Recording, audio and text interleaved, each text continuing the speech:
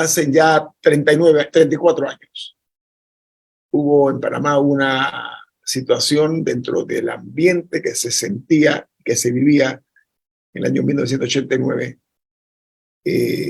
Ocurrió un caso realmente que creo que le dio un giro a la izquierda, y es el golpe que se le dio o se le pretendió dar al general Manuel Antonio Noriega un 3 de octubre por parte de un grupo de oficiales jóvenes al mando del mayor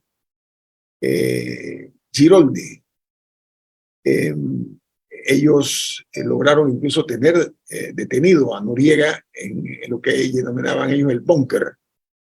Y Noriega sale y comienza a hablarle a Giroldi, según me cuenta, incluso Daniel Alonso, reconocido periodista y abogado, que nos contó aquí en este programa las interioridades, porque él estuvo al lado de Giroldi. Él es el que lleva la proclama a los canales de televisión anunciando pues, que Noriega estaba detenido y a su vez que ya no era el comandante de las entonces fuerzas de defensa. Era un grupo de unos 10 oficiales, entre capitanes y el mayor Giroldi. Allí hubo, de acuerdo al libro de Bob Woodward, los comandantes, se mandó a un mayor, no, a un capitán para que hablara con el Comando Sur, donde aparentemente había un acuerdo que se había llegado, pero sin embargo no se dio. Y los oficiales, estos al mando de Giroldi, Noriega lo trabajó psicológicamente. Después tuvimos aquí en el programa al mayor González, le dicen Chalo González, donde nos contó la parte. Él era el que se le reconoce como el que realmente salva a Noriega. Viene en un avión desde la base de Río Hato y rodean el cuartel, etcétera. Y él contó esa desclasificación aquí en este programa. Y lo grave de esto, ahí pudo haberse cambiado la historia de lo que era la dictadura castrense, pero lo más cuestionable, lo deleznable, es que fueron ajusticiados por sus propios compañeros de armas por órdenes de Noriega. Doctor Noriega, ¿usted recuerda ese incidente? Sí, eso lo llamaron la masacre de Albo. Y una tesis histórica que salió hace unos años en las páginas de opinión de la prensa de algunos de los familiares y conocedores del golpe dice que quienes los fusilaron también eran parte del golpe, por eso no querían que los reconocieran como tal. Entonces se viraron contra sus propios compañeros en armas para proteger pues su propia vida. Sí, yo escuché de un oficial, de un alto oficial, incluso que algunos de ellos que en efecto eran parte del golpe a Noriega, se les hizo la prueba esa de obediencia de vida, ¿no? Sí. Y allí uno de ellos es el que ejecuta a Giroldi con armas pesadas en esta masacre de Albu, como se le reconoce, es parte de la historia. Era como, bueno, demuéstrame que tú no estás, que no eras parte del golpe, pues mátate a fulano. Entonces, así fue, lo estoy diciendo de forma muy llana, por supuesto, ¿no? Sí. Doctor Noriega, ahí pudo haberse cambiado el curso de la historia, ¿no? Totalmente, y es obvio que Estados Unidos no tenía interés en la recuperación de la democracia en Panamá. No solo hubo esa oportunidad, sino que hubo otras oportunidades que quedaron documentadas en la prensa de Estados Unidos, el libro de Fred Kemp, sobre los intentos, sobre las oportunidades, porque tuvo el Comando Sur de hacer una extracción, que es un término, digamos, técnico para decirnos secuestrar al individuo, al general Noriega, y parar el tema. ¿Qué pasó entre el 3 de octubre y el 19 de diciembre? En mi opinión pasó algo muy sencillo. Se cayó el muro de Berlín y había un eminente desorden en la comunidad internacional, y Estados Unidos aprovechó la invasión de Panamá para enviar un mensaje de que hay una autoridad, hay una fuente de orden en la comunidad internacional que va a actuar cuando sea necesario. Entonces, después de eso vino la guerra de Irak, que fue esta masiva alianza de todo el mundo para invadir, para sacar a Irak de Kuwait, y creo que esos fueron momentos grandes de la hegemonía de Estados Unidos que por supuesto luego se perdieron. Pero me da la impresión que la invasión, por supuesto, tenía otras lógicas. Hubo aquel asesinato del Cabo Paz que pasaba por el Chorrillo, vamos, en sentido común. Un militar de Estados Unidos no tenía por sentido común nada que hacer por el Chorrillo, pero creo que era como probar la suerte. y pues se dio la situación. Yo creo que el 3 de octubre perfectamente Estados Unidos pudo haber acabado con el régimen de Manuel Antonio Noriega y haber evitado la invasión y todo el trauma ese que todavía tiene Panamá.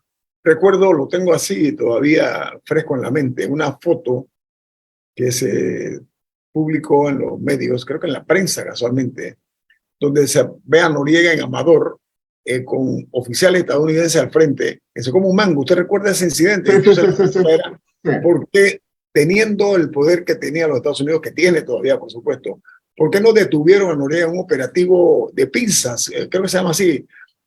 ¿Por qué no lo hicieron? Y lo que decidieron fue esta invasión. Entonces entra la teoría que usted dice, doctor Noriega, ¿no? Sí, yo creo que desafortunadamente, y aparte hay todo este rol nefasto de la competencia burocrática en Estados Unidos entre la CIA, el Pentágono, el Departamento de Estado, el Departamento de Justicia. El doctor Guillermo Castro dice que cuando se escriba la historia de las relaciones de América Latina con Estados Unidos, van a haber 3 tomos. Un tomo que va a ser del Departamento de Justicia, un tomo que va a ser de la DEA y otro tomo que va a ser de la CIA.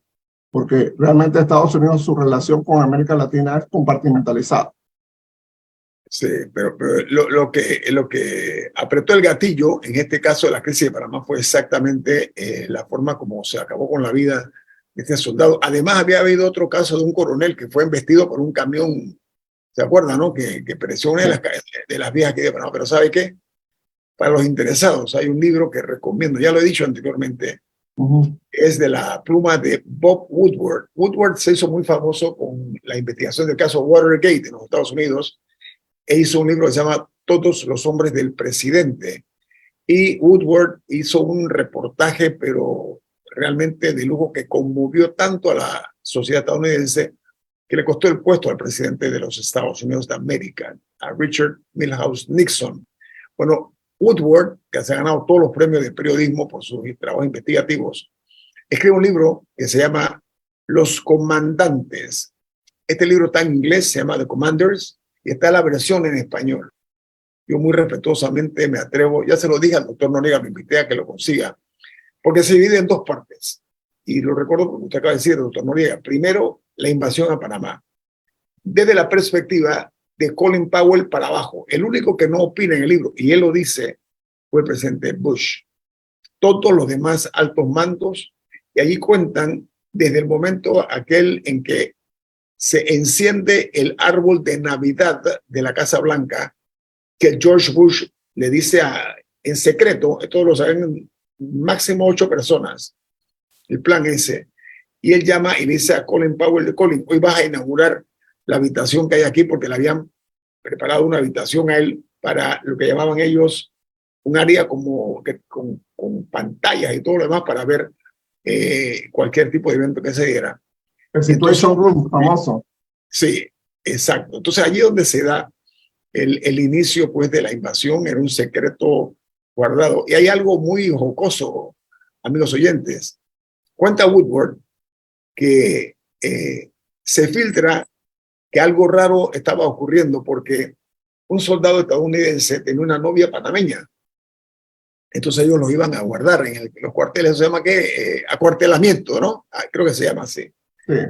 Y entonces el soldado este romántico le dice a la novia panameña, mira, no te voy a poder ver por un largo rato. Sí, ¿eso por qué? Y comienza, ¿no? Y la mujer le saca que algo estaba pasando, algo extraño, poco común, y que habían venido unas tropas de los Estados Unidos y tal y cual. Entonces esa información le llega a Noriega. Y lo que dicen, lo que saben, que Noriega subestimó. Él creía que no iba a haber tal cosa porque él había sido un hombre de la CIA, un hombre importante para la CIA en todos los conflictos que había, sobre todo en Centroamérica, en América Latina, Nicaragua, El Salvador, que estaban en guerra. Y Noriega, incluso el día que comienza la invasión, no lo podía creer. Él estaba en un hotel que está por el aeropuerto de Tocumen, creo que se llamaba La Siesta. Estoy ensayando así mi memoria, ¿no? Y él no pensó que iba a haber tal invasión. Pero lo cómico de esto es cómo se filtró y le llegó a Noriega a sus oídos y él dijo, eso no va a ocurrir en Panamá. ¿Y adivinen qué? Le pasó el camión de ruedas por encima, ¿no? Lo que es subestimar el poder en su debido momento. Así que le reitero a los que estén interesados. Y ahí está, ¿sabe qué, doctor Noriega? Me acordé por lo que usted dijo. Está la versión también de la guerra de Kuwait. ¿Cómo comienza? ¿Qué ocurrió? Esa fue la primera guerra que se transmitió por televisión vía satélite, por CNN. Sí. Primera vez en la historia que la teleaudiencia podía ver en vivo y en directo una guerra. Fue la guerra que se dio en Kuwait, la invasión de Kuwait. Ahí están todos los pormenores bajo la investigación de Bob Woodward. Así que es un libro que yo recomiendo para todo panameño que le interese ver la historia esta de la invasión a Panamá desde la perspectiva de los altos mandos del gobierno de los Estados Unidos, repito, de Colin Powell hacia abajo. Ahí están todos los testimonios de ellos y él aclara que el único que no entrevistó él, porque no quiso, fue al hoy expresidente de los Estados Unidos, George Wilbur Herbert Bush, que fue el artífice de la invasión a la República de Panamá. Doctor Noriega, así que a usted se lo recomiendo porque es un... Totalmente lo voy a buscar. Soy un fanático de la historia. Yo también, don Guillermo, que los panameños tenemos una enorme deuda con nuestra historia. Hay todavía las famosas cajas allá en Estados Unidos esperando que alguien las reclame. Dice que están almacenadas en un depósito donde les han dado humedad, les han dado de todo. Y yo creo que por la historia panameña, por los vejámenes que se realizaron aquí, por los actos de corrupción que también hubo, es importante que Panamá sepa qué pasó en esa época. Porque nosotros tenemos la versión de que esencialmente del 68 al 89 fue una historia de militares malos y civiles buenos, cuando hubo mucho más que eso. Entonces, eso es algo que tenemos que tener en cuenta. Los militares entraron porque los civiles en muchas ocasiones les abrieron las puertas. Y los civiles en muchos sentidos hicieron muchos negocios con los militares. Y respaldaron de una forma abierta. Esas famosas cajas, es cierto, doctor Noriega, esa es una asignatura pendiente que tienen nuestras autoridades. Ojo, nuestras autoridades, o yo no sé, algunas agrupaciones. Estados Unidos respeta mucho el concepto de las organizaciones estas, de lo que llaman aquí la sociedad civil. Hay que recuperarla, pues, ¿saben por qué? Porque en esas cajas, como se le denominaba, esta parte de nuestra historia, de una historia oscura, como una noche de invierno, doctor Noriega. Y ahí están los nombres y los apellidos y todas las cosas oscuras que ocurrieron no únicamente con los militares, sino como bien dice el doctor Noriega. Había mucha gente que eran informantes en G2 y pasaban por civilistas, por ejemplo. Había mucha gente que pasaban por oposición y trabajaban con los militares, o sea. Sí, vamos a hacer un pedido, doctor Noriega. Yo firmo para que las cajas sean devueltas a Panamá. Bueno, vamos al corte comercial. Esto es En Perspectiva, un programa para la gente inteligente como usted. La política ya obviamente está en marcha y de una forma que está tomando cada vez más velocidad. Están por un lado el hecho de que se pretenden alcanzar intereses divergentes para lograr alcanzar la presidencia de la República. Hay uniones, hay alianzas que para algunas personas era algo impensado, otras que ya nosotros hemos visto antes por una parte. Hay partidos divididos en bloques casi asimétricos. La fractura interna de varios partidos está allí latente. Que por otra parte está el detonante de la ruptura también que se ha dado, pero se puede manejar a veces esto con ciertas habilidades, con armas dialécticas, ¿no? Se puede tal vez resolver esto, pero ha ocurrido algo que se suma a la especulación por una parte y a la realidad por la otra, y es el anuncio del candidato Ricardo Martinelli de que su compañera de fórmula, la que él escoge, es su esposa, que se llama Marta Linares. Entonces, esto ha generado una serie de opiniones, entre los cuales están las de varios ex magistrados del Tribunal Electoral hablando acerca de la posibilidad o imposibilidad que la esposa de Ricardo Martinelli pueda ser su candidata a la vicepresidencia. Dicho esto, me gustaría, doctor Noriega, que nos haga un análisis acerca de su perspectiva como doctor en Derecho acerca de esta decisión que ha tomado Ricardo Martinelli. Y nada más para, antes de pasarse al doctor Noriega, recuerdo que en la ocasión que el señor José Domingo Arias fue candidato del partido Cambio Democrático, el partido que creó Ricardo Martinelli, que era de su propiedad, iba muy bien en las encuestas.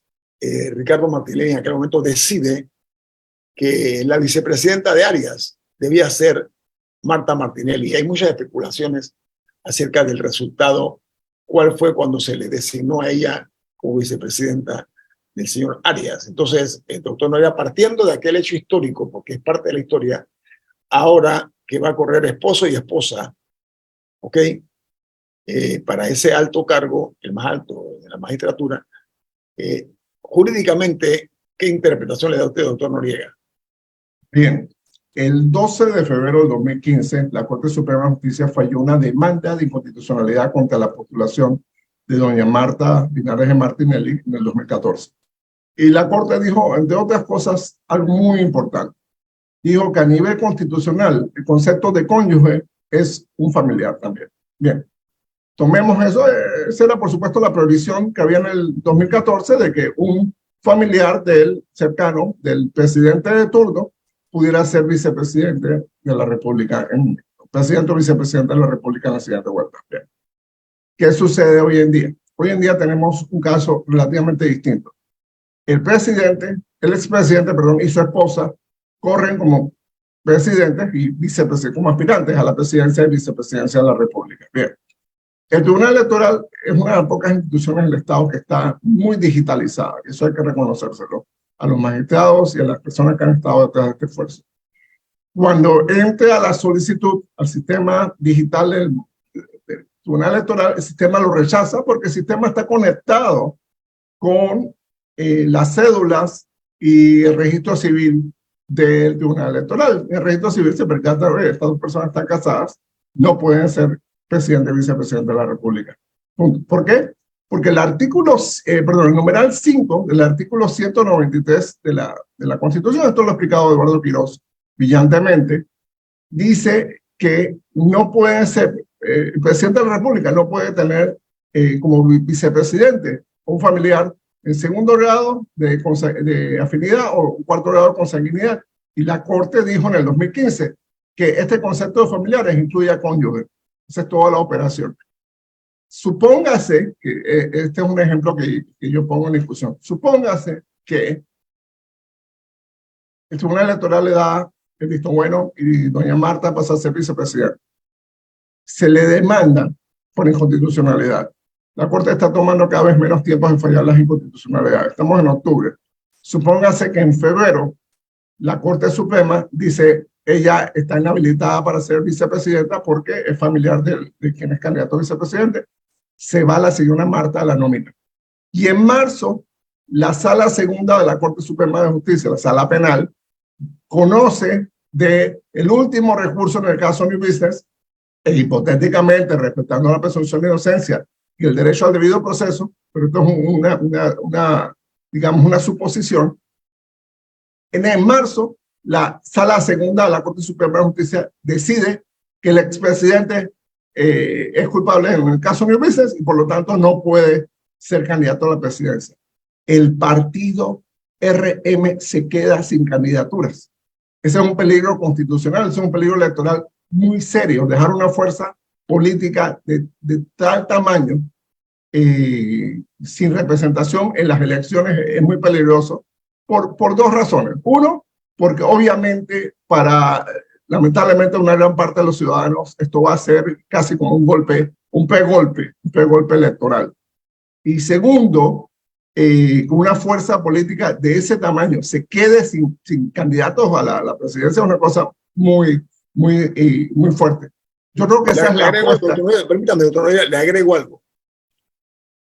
Esa cantidad importante de seguidores de ese partido RM, que particularmente lo son de Ricardo Martinelli, quedan entonces como en libre oferta y demanda y podrían cambiar, darle un giro a las elecciones del mes de mayo, doctor Noriega. O sea, esa masa que está allí concentrada se va para un partido o para un grupo y cambia totalmente el posible resultado, doctor Noriega, ¿no le parece? O puede ser que no vayan a votar. También, o sea, es posible que no vayan a votar. O sea, cualquiera de las dos es un resultado electoralmente significativo. Entonces, yo creo que esa es la apuesta. La apuesta es, el Tribunal Electoral no nos va a quitar este cargo, la Corte Suprema no va a fallar en contra de esta situación a tiempo. O sea, esa es la apuesta. Esa es la apuesta. Entonces, ellos presumen, porque esto está implícito, presumen que la Corte Suprema, la Sala Segunda, hay un alto riesgo para ellos de que la Sala Segunda inhabilite a Ricardo Martinelli Berrocal, respetando su debido proceso y su derecho a la inocencia. Hay un riesgo de que la Corte Suprema lo inhabilite. Entonces, doña Marta se encarga. Si esto ocurre antes de que fallen la hipotética demanda contra Marta de Martinelli, ella no tendría problema. El problema es que fallen la de ella antes que la de él. En ese momento el partido se queda sin representantes en la doctor, si se diera eso, doctor, una pregunta, si se diera eso, pensemos que se inhabilita a Ricardo Martinelli por las razones que usted ha expuesto, queda la señora Marta Martinelli, ella quedaría como candidata a la presidencia, ¿y quién sería entonces el vicepresidente? No hay vicepresidente cuando, si ella hipotéticamente fuera electa presidenta de la República, entonces el Consejo de Gabinete podría, por medio de una figura ahí, podría nombrar un ministro que se encargara de la vicepresidencia, en fin. Ahí hay un sistema burocrático para hacer eso. Pero electoralmente ella se quedaría sin vicepresidente. Ok, Camila. ¿Qué exactamente es lo que dijo el fallo de 2015? Creo que fue el fallo. 12 de febrero del 2015. El fallo, lo que pasa es que en este fallo se estaba demandando por el artículo 2 perdón, por el numeral 2 del artículo 193 de la Constitución, que prohíbe que tú terminaste tu presidencia, tú estás presidente ahora mismo, que un familiar tuyo sea candidato a la presidencia o vicepresidencia para el siguiente periodo. Eso es lo que prohíbe el numeral 2 del artículo 193. Pero en esa lista de familiares decía, familiares en cuarto grado de consanguinidad y segundo de afinidad, no mencionaba el cónyuge. La Corte se tomó la molestia 8 o 9 meses después del fallo, perdón, de la elección, se tomó la molestia de decir, ojo, cónyuge sí está incluido. Sí, yo preguntaba porque el doctor Miguel Antonio Bernal compartió una captura de pantalla de lo que me puse a buscar, y es el Código de la Familia, que dice que la familia la constituyen las personas naturales unidas por el vínculo de parentesco o matrimonio. Luego dice que el parentesco puede ser por consanguinidad, adopción, afinidad, y en el de afinidad dice que es la relación entre un cónyuge y los parientes consanguíneos por adopción de su consorte. Pero dice, la base de este parentesco es el matrimonio, si bien los cónyuges entre sí no son parientes por afinidad. Pero lo que la Corte entonces agarró fue la primera línea que dice parentesco o matrimonio. Sí, pero lo que pasa, Camila, pues tenemos que hacer un poco de historia constitucional, que fue lo que hizo el doctor Eduardo Quirós. En 1946, que se creó la figura del vicepresidente de la República, allí estaba esa cláusula claramente. ¿Qué sucedió en 1972? Luego del golpe militar, se cambia la Constitución. No hay elecciones para vicepresidente de la República, no hay elecciones para presidente, son una elección indirecta. Entonces, como no hay elecciones, se modificó la cláusula y así se ha venido hasta la actualidad. ¿Qué dice la Corte? La palabra cónyuge está incluida en esa cláusula, en esa prohibición. Me imagino que en la plataforma digital del Tribunal Electoral aplicaron la interpretación de que cónyuge está incluido entre las previsiones y por eso le rechazó la inscripción a doña Marta Linares de Martinelli. Entonces, pero esto obviamente, si el Tribunal Electoral acepta, esto obviamente va a ir a la Corte Suprema de Justicia. Si el Tribunal Electoral lo niega, esto obviamente va a ir a la Corte Suprema de Justicia. Okay. Ahora, doctor Noriega, o sea, que está pendiente de una decisión, de varias decisiones. El Tribunal Electoral. Sí, Por supuesto, esa de organización electoral de Osman Valdés, luego iría al pleno de los magistrados de la Tribunal Electoral y de ahí saltaría la Corte. Para estar claros, la palabra cónyuge significa persona unida a otra en matrimonio, y ese es el caso que nos ocupa, doctor Noriega. Pero ¿sabe qué? Sí. Factor adicional que en política a veces funciona. y que la victimización es un arma muy poderosa que le otorga municiones a la posible víctima. Vamos a hablar de eso al regreso aquí en su programa En Perspectiva, un programa para la gente inteligente como usted. Retomemos unos minutos más el caso de la posible participación de la señora Marta de Martinelli como candidata a la vicepresidencia con su esposo, su cónyuge. Y decíamos que la victimización es un arma poderosa, no únicamente en la política, sino también en nuestra vida cotidiana. Alguien que se hace la víctima, pues a veces logra, si no simpatías, compasión, y eso es un elemento que se convierte en municiones en materia política. Ahora, está el tema también, doctor Noriega, de las peripecias judiciales a las cuales se aferran en casos de corrupción, y podría ser otro terreno fértil para que se maneje de esa manera. Yo creo que es una combinación de todos estos factores, don Guillermo. Okay. Creo que se dan dos situaciones. Recordemos que los hermanos Ricardo Alberto y Luis Enrique Martinelli Linares van a ser juzgados por la Corte Suprema, cuyo juicio más o menos va a ser coincidentalmente al mismo tiempo que todo esto, que todo esto otro se va a definir. Entonces vamos a tener esto en los medios todos los días. Entonces la mejor forma de convertir, de comillas, un ataque judicial que es una derrota, porque están exponiendo tu lado más débil, tu lado más cuestionable, es convertirlo en simplemente una persecución política. Me quieren inhabilitar, no quieren que el pueblo se beneficie, no quieren que mi esposa corra, no quieren que ayudemos a Panamá. Entonces, eso ayuda a dos cosas. Ayuda precisamente a lo que usted señalaba, la victimización, pero segundo, también endurece el bloque de votantes. O sea, evita que el votante de ellos empiece a mirar, bueno, Martín Torrijos no está tan mal, o Romulo Rux no está tan mal, o fulano no está tan mal. No, le das un elemento emocional al votante. Oye, a mi candidato tipo lo que pasaba con Arnulfo Arias. A mi candidato lo quieren inhabilitar, a mi candidato lo quieren sacar del juego. Ah, pues le tienen miedo. Ah, no, lo que pasa es que se han inventado todo esto. Entonces, vamos, eso para cierto público, esa teoría de la conspiración, ese sentido de, digamos, de persecución, pega muy bien. Ahora, en la democracia tiene una inmensa dosis de maquillaje, ¿no? Los candidatos se maquillan, doctor, para la ocasión. Eso es como cuando se va a un baile, además de ir bien maquillada las mujeres, pues si un baile de máscaras se presta para precisamente la parte engañosa, doctor Noriega. Pero así como se ha logrado crear una vacuna para disminuir enfermedades importantes, no hay una vacuna contra la epidemia y endemia que corresponde o que genera la corrupción. Entonces, ahí en este juego, si se puede llamar así o denominar, de si cabe o no esta posibilidad política, etcétera, está también el caso Odebrecht, el caso Blue Apple, o sea que pueden ser factores también determinantes en las aspiraciones presidenciales del señor Martinelli y doctor Noriega. Entonces queda, si es una democracia sólida y si hay una justicia robusta, hombre, se va a hacer justicia, sobre todo por lo que se acaba de decir con relación a Donald Trump. Nadie está por encima de la ley, es una frase muy pesada.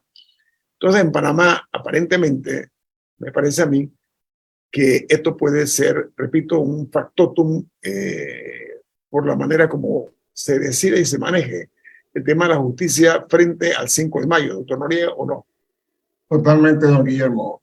Yo creo que lo que hizo el órgano judicial es posponer la audiencia de Odebrecht el 15 de julio y después es una canallada porque va a crear una crisis, puede crear una crisis constitucional. Imaginémonos, porque es posible, está en número 1 en las encuestas que conozco, imaginémonos que el don Ricardo Martinelli gana las elecciones el 5 de mayo de 2024.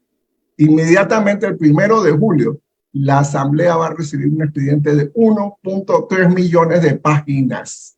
Si la Asamblea, digamos una Asamblea balanceada, responsable, decide darle aire a ese proceso, esa asamblea no va a tener tiempo para ver seguro social, para ver contrato minero, para ver nada más que ese proceso. Si es una asamblea parecida a la actual, vamos a tener una bomba de tiempo constitucional, porque cada vez que los diputados quieren conseguir algo del Ejecutivo, van a revivir el caso de Brecht.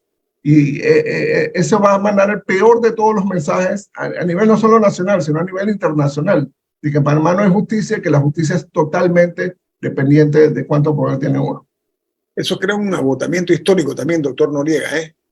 Ojo, y crea también sospechas, maledicencia. ¿Cómo se hace entonces para interpretar de su opinión lo actuado en este caso que usted menciona? Yo creo que el órgano judicial pecó. La fecha, está hablando de la posposición de la fecha, disculpe. Sí, sí, yo creo que el órgano judicial pecó de buena fe. Ellos perfectamente pueden hacer este juicio en enero, en febrero, en marzo, justo antes, con tiempo suficiente antes de las elecciones, para que haya un primer fallo antes de las elecciones. En el caso, por ejemplo, de los autobuses, de los Diablos Rojos, se hizo el juicio, la audiencia se hizo en el gimnasio Roberto Durán. O sea, es decir, si el tema es capacidad de espacio, que es lo que me han informado algunos, yo creo que fácilmente se puede conseguir un auditorio que sea suficientemente grande para todas las partes de este caso. Si el tema es esperar a que la Fiscalía tenga todas las traducciones de todos los documentos, bueno, eso se resuelve fácilmente. El procurador Caraballo debería pedirle fondos adicionales al órgano ejecutivo para hacer todas las traducciones que faltan, del inglés, del portugués, del alemán, del francés, del idioma que sea. Porque no puede ser que una causa tan importante estemos mendigando centavos y reales cuando realmente estamos hablando de la reputación del país y de la pérdida de centenares de millones de dólares. Ahora, doctor Noriega, ha habido una cadena de desatinos, a mi juicio también, ¿no? En todo este asunto hasta ahora. Me parece a mí que hay que buscar una fórmula más práctica para que realmente se vea que hay transparencia en la actuación de la justicia para evitar exactamente lo que estamos hablando nosotros, los más malos entendidos que generan un tufillo de sospecha, doctor Noriega, para los que les conviene, ¿no? Sí, yo creo que fue, vamos a decir, voy a calificarlo de un error de buena fe que al final va a terminar siendo una desgracia para el país. Por lo menos ya Juan Carlos Varela va a ser diputado del Parlacén para ese momento. El Partido Panameñista mandó un mensaje contundente el domingo de que ese era su hombre. O sea, que el Partido Panameñista está detrás de Juan Carlos Varela. Eso mandó un mensaje pues, de los valores, de las ideas, de los principios del Partido Panameñista. En vez de haberlo puesto de último, lo pusieron de primero. Sí, y con eso tiene casi que garantizado, o sea, con que el panameñismo saque el 5%, ya tiene garantizada esa curul. Sí, ellos en la última elección sacaron 9%, así que llevaron dos curules. Sí, por lo menos él queda en la primera. Así que eso es una canallada lo que le han hecho los partidos políticos a la justicia. ¿Y cuál es su lectura de esa decisión del Partido Panameñista? Un desafío a la justicia. Estás diciendo de alguna forma, será corrupto, pero es nuestro corrupto, básicamente. O sea, nosotros vamos a proteger al nuestro y ustedes vean cómo protegen a los demás. O sea, eso es un pésimo mensaje que mandó el Partido Panameñista. Pero lo que parecía un clásico de la rumorología, ¿no? O sea, de los rumores, del bochinche, se convierte en una realidad. O sea, Juan Carlos Varela, después de haber sido en cierta forma un crítico severo y algunas veces hasta procaz al expresarse en torno a el Parlacén, resulta ser que vuelve o decide ir a esa cueva, como se le denomina, de forma peyorativa, y eso no ha sorprendido a muchos, doctor Noriega. Era para no pocos probable que él tomara esa decisión, el doctor Noriega. Lo grave radica en la forma cómo lo hace y que yo creo que puede funcionar de repente, ¿no?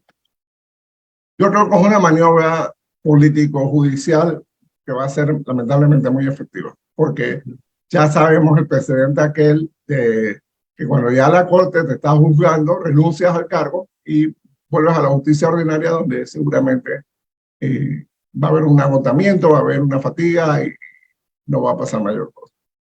Ok. Bueno, doctor Noriega, para finalizar, si le parece, la manera como se está viendo el panorama, a mí me parece que puede haber sorpresa en estas elecciones hasta este momento, doctor Noriega. O sea, como que no hay nada en firme, no hay nada escrito. No sé usted cómo la ve.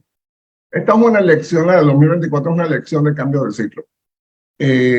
Son elecciones, quizás, Panamá no tenemos registro histórico en los últimos 40, 50 años de una elección así, pero son elecciones que ocurren cuando una generación de la población llega al entendimiento de que el orden establecido no funciona y hay que buscar otra opción. A mí me llamó poderosamente la atención esta alianza Tutti Frutti entre el Partido Popular, el Partido Cambio Democrático y el Partido Panameñista. Vamos a estar en todos juntos, representantes, alcaldes y diputados, pero no para presidente. Eso de alguna forma es como dejar a Martín Torrijos en una balsa, ahí amarrada fuera del barco y bueno, no te hundas, te vamos a tirar un salvavidas de vez en cuando, pero no te hundas, nosotros, nuestro barco se va a ir por otra parte. Y esa fue una alianza que dice mucho de los políticos tradicionales y los políticos que están involucrados son de vieja, de vieja escuela.